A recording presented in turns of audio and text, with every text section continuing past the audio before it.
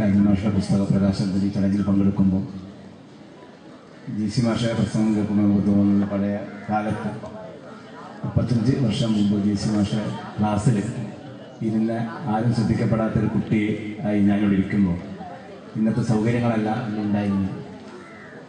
Karuvarakundu high school ജില്ലയിലെ ഏറ്റവും മോശപ്പെട്ട ഹൈസ്കൂളായി എന്ന് ഉണ്ടായിരുന്നു.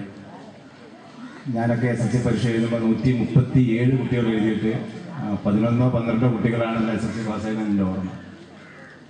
അതിൽ തന്നെ ഇന്ന് വന്നപ്പോൾ എൻ്റെ കൂടെ പഠിച്ച വിജയനെ ഇവിടെ പഞ്ചായത്ത് വൈസ് പ്രസിഡൻ്റായി കണ്ടപ്പോൾ സന്തോഷം തോന്നി. കൂടെ പഠിച്ചവരാരും തന്നെ ഒരു രംഗത്തും എവിടെയും എത്താതെ പോയൊരു കാലഘട്ടമാണ് അന്ന് കരുവാരക്കുണ്ട് സ്കൂൾ പഠിച്ചിട്ടുണ്ട്. ഇന്നത്തെ സാഹചര്യം GC മാഷ് സൂചിപ്പിച്ചതുപോലെ തന്നെ അധ്യാപകർക്ക് ശമ്പളം കിട്ടാത്ത, അവർ സംതൃപ്തരല്ലാത്തൊരു കാലഘട്ടത്തിലാണ് ഞങ്ങളൊക്കെ പഠിച്ചു പോകുന്നത്. പക്ഷേ ഇന്ന് കാലഘട്ടം മുഴുവൻ മാറി.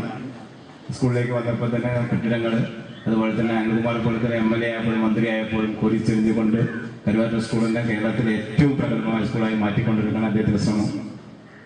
ഇവിടുത്തെ രാജമാഷൊക്കെ നേതൃത്വത്തിൽ കേരളത്തിലെ ഏറ്റവും നല്ല സ്കൂളാക്കി വളർത്തിയെടുക്കാൻ ഉണ്ടായ സാഹിത്യത്തിലും അതുപോലെ തന്നെ അതിലപ്പുറവും ശാസ്ത്ര സാഹിത്യ രംഗത്തൊക്കെ സ്കൂളിന് മികച്ച വിജയം നേടാൻ കഴിഞ്ഞത്.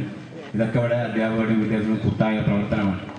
അന്നത്തെ കാലഘട്ടത്തൊക്കെ നോക്കുമ്പോൾ ഇന്ന് സ്കൂള് ജില്ലയിൽ തന്നെ ഏറ്റവും നല്ല സ്കൂളായി മാറ്റിയെടുക്കാൻ കഴിഞ്ഞത് കരുവാരക്കുണ്ട് പോലത്തെ പ്രദേശത്തെ ഏറ്റവും വലിയ കാര്യമാണ്. എടുത്തത് PTA പ്രസിഡന്റേയും അതുപോലെ അധ്യാപകരെ കൂട്ടായ്മയും ഞാൻ ആത്മാർത്ഥമായി അഭിനന്ദിക്കുന്നു.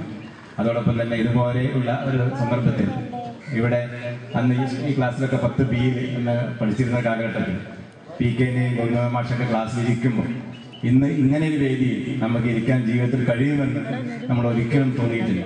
പക്ഷെ അന്നത്തെ കാലഘട്ടം കഴിഞ്ഞു പോന്നപ്പോൾ ഇവിടെ വന്ന് നിങ്ങളുടെ മുമ്പിൽ ഇരിക്കാൻ കഴിഞ്ഞത് വലിയ ഒരു ഭാഗ്യമായി കാണുന്നു.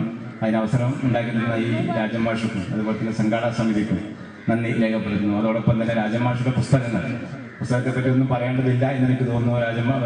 കേശവൻ നായർ വക്കീലും അതുപോലെ തന്നെ GC മാഷൊക്കെ വളരെ വ്യക്തമായി ആ പുസ്തകത്തെ പറ്റി പറഞ്ഞു കഴിഞ്ഞു. പക്ഷെ എനിക്ക് പറയാനുള്ളത്, രാജമാഷ് എൻ്റെ അനുജനാണ്.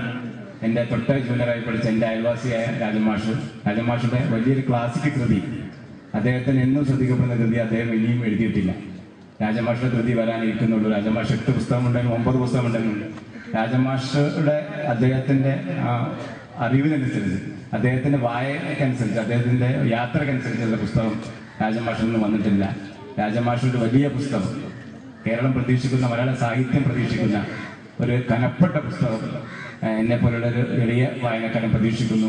അത് അടുത്ത കാലത്ത് തന്നെ, ദിവസം കുറച്ച് നീണ്ടാലും വർഷങ്ങളായാൽ പോലും രാജമാഷ് ഒരു വലിയ കനപ്പെട്ട പുസ്തകം കേരള സാഹിത്യത്തിൽ, മലയാള സാഹിത്യത്തെ എന്നും നിറഞ്ഞു നിൽക്കുന്ന, എന്നും ശ്രദ്ധിക്കപ്പെടുന്ന ഒരു പുസ്തകം പ്രതീക്ഷിക്കുന്നു. നന്ദി, നമസ്കാരം.